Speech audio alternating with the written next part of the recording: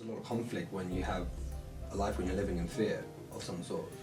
Yeah, I mean, we all have fears. I mean, I have fears on a regular basis. But what I do is I try to identify and pinpoint what the fear is. I always say fear is an assumption that you're going to experience in the future through sensory awareness or imagination, real or imagined, more pain and pleasure, more loss and gain, more negative than positive from somebody yourself. So I try to pinpoint what that is and ask, okay, so what is that thing I think I'm going to have? And then I ask, what's the benefits, what's the gains, what's the positives, what's the other side of the equation? Because there's always two sides.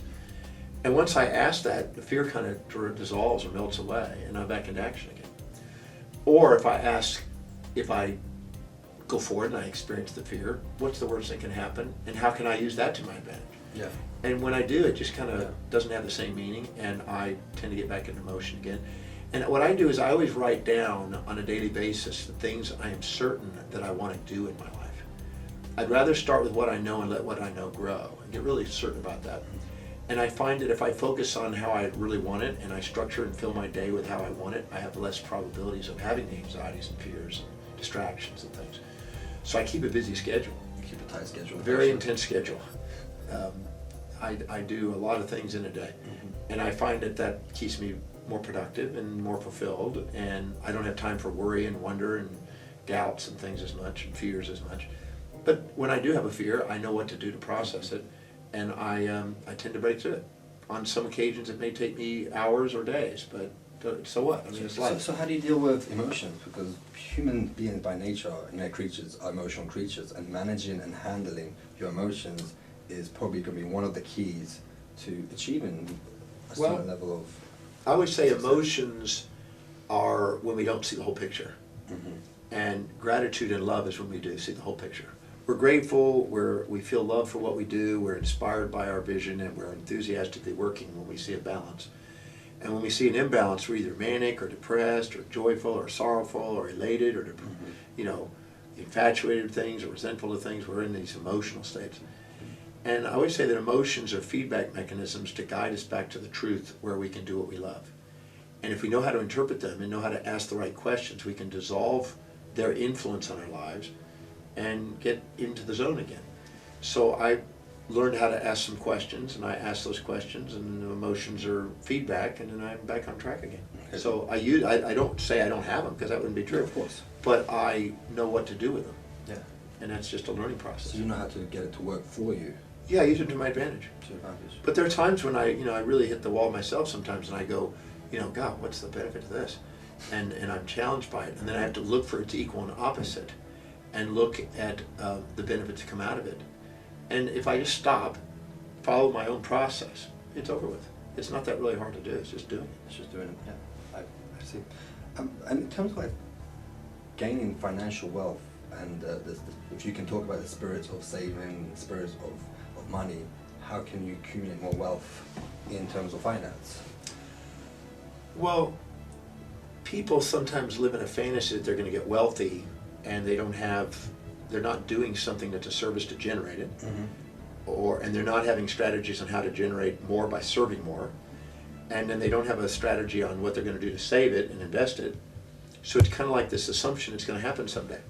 And I believe it doesn't have to be left to chance. It could be, in fact, it's not probable. You first have to value and appreciate money. And so many people don't. They appreciate what they could buy with it, but they don't appreciate actually saving it and investing it. You really have to appreciate that. And once you do, then you probably, by having an appreciation for it, want to learn about it, want to study it.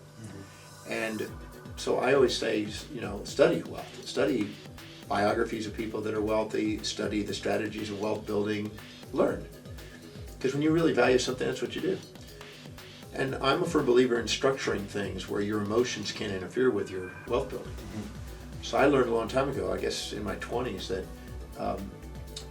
if I that there's kind of a Parkinson's law idea that says that any money that you get, it will be consumed by low priority things if you don't gear it and focus it on high priority things. So I noticed that if I didn't save, I had weird stuff, unexpected, to come in and wipe out whatever I had. So I started a savings program. And it wasn't a lot. It was like $10, I think it was $10 a day, Yeah, $10 a day, $200 a month, whatever that is. Mm-hmm. Yeah, $200 a month. Not even $10 a day. Around 150, 60 pounds. Yeah, so is $200 a month, and I was stretching it, thinking I could do that because I had bank loans, and I had student loans, and I had this and that. I mean, I didn't have a lot, but I had some starting point. I had, I think, $150,000. Plus, I bought a house about a year later, and I had another $200,000, and it was just overwhelming. And I just thought, I can't afford to save. I got to pay all my bills and everything else. And I just said, screw it, I'm going to start saving. And I didn't miss it. 3 months into saving $200 a month, didn't miss it. So I went to $300 a month, and then I went to $500 a month. And about every few months, once I got the habit of doing the next thing, I raised it again. And I remember when I got to $1,000 a month, I thought, maybe after 40 years I might be a millionaire. and then I thought, well, why not go to, $1,200? And I started raising it to $1,250. I started a structure which I call the FAST system, Force Accelerated Savings Technique. So I increased my savings 10% every quarter.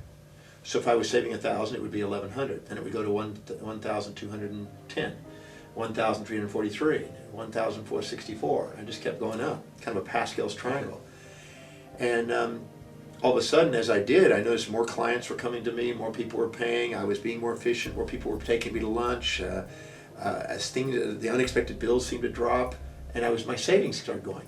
And I remember when I got to 2,000, then 4,000 a month, I realized I could definitely be a millionaire, maybe a multimillionaire.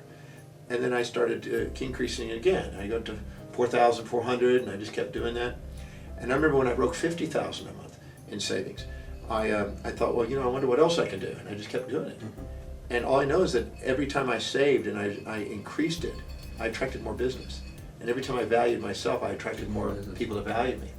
And lo and behold, I ended up accumulating a little bit of money. And I was very grateful for learning that little simple strategy of just forced savings. And I learned to invest, and I studied it, and every time I'd accumulate more, I would learn more about the investment world, because I had a motivation to do it. And it was like a baby, like a child. You want to take care of it. And then it started working for me, and I noticed that as you save money, instead of you working for money, it starts working for you, and you're now not its slave, you're its master. Gives you freedom. Yeah, there's a little bit of freedom there, and what happens is you start to attract ideas from people, opportunities, new associations, better quality clients. You start getting bigger interest yields. You end up more stable in your business. You get all these other secondary benefits that's over and above the interest that you earn, that you start getting even more inspired and want to do that more. And eventually you get to a point where you realize, okay, I've got enough now for my daily needs and my family and my my local environment and stuff. And you start awakening kind of causes in your life of what do you want to do with that now. So I recently updated my will and estate, and I wanted to create things for my institute and for my Demartini Prize and all these different goals that I have. And so you eventually realize that you and the universe and the world around you is kind of one, and so you now want to kind of, I won't say contribute back, because that's assuming that you took something, but it's more of making sure that you're working with the environment and for society in such a way that you and the society wins. It's sort of it's not philanthropy without also capitalism, it's both. Symbiotic. It's symbiotic, it's an altruism, narcissism mix. Creative capitalism, Bill Gates calls it. And so now it's inspiring to find causes and issues in the world that you might be able to help and do something with it, not by rescuing and giving it away in charity, which I think robs people of dignity, accountability, and responsibility and productivity, but more of a inspiring new entrepreneurial and creative ideas in people where they can go do something and seeding it. So I'm inspired by that. So now I've got my money to do that with. Well, it sounds like you've got both factors, the driving force with the spiritual and the driving force with the material combined. Well, yeah. There's a lot of people, there's one or the other. Yeah, I noticed that. I'm so amazed that and I think I was in that boat too. I was reading more Eastern mysticism and thinking that somehow spirituality was austerity. And then I realized in Western culture it's more prosperity, and I thought, well, why not both? Why not earn money to do both? I've said for many, many years, 3 decades probably, that spirit without matter is expressionless and matter without spirit is motionless. And I really believe that you having a spiritual altruistic cause and having a narcissistic material objective must be integrated. And because if you do a great service, you receive a great reward. You deserve a great reward. And I think people ought to learn that. Last night I was speaking here in London, and there was a guy who asked if he could come to my seminar for free. Okay, what did you say? And I said, absolutely not. And I said, I wouldn't want to rob you of your own, empowerment, because that would be an entitlement. And who are you? And why would you get it for free? Why would I want to rob you of your own accountabilities? And I said, well, if all of a sudden I was to take, I said, what was most important in your life? He says, my health. If I was going to tell you that you were going to die in the next 2 days, the only way to save your life is to earn enough money to go to the seminar, what would you do? Would you say, I can't do it? Or would you come up with creative ways of doing it? He said, well, I'd come up with a way of doing it. I said, well, then if you value something, you'll come up with a way of getting it. Yeah. If you don't value the thing, then I don't want you to come there and not value it, because you won't do anything with it.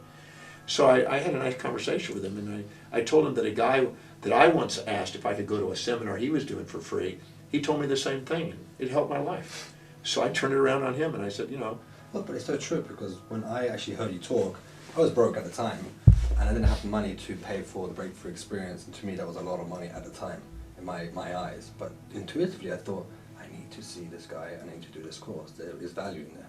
So I did what I had to do, made the money, found the way, it happens for you when you put in concentrate. once you're really clear about it. Yeah. There's an old saying that when human sovereignty gets clear, divine providence steps in, and you end up having amazing things around you, synchronicities around you to make it happen. And I think clear intention like that happens. It happens, there's a sort of alchemy involved. Yeah, I can call it alchemy. I think that's a good term for it, because you start having these synchronicities of events in your life to make you get what you want in life.